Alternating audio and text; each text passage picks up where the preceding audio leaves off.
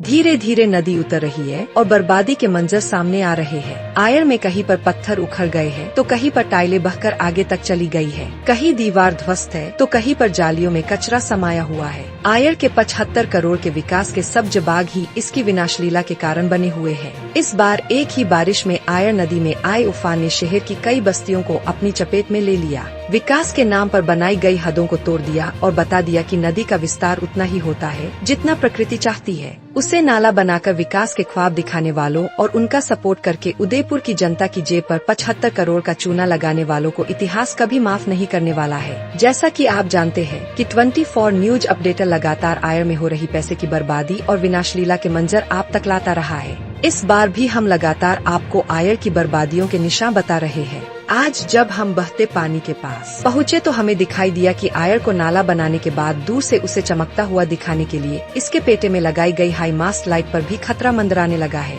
तेज बहाव से आए पानी ने इस हाई मास्ट लाइट के आसपास की जमीन में दरारें पैदा करती है।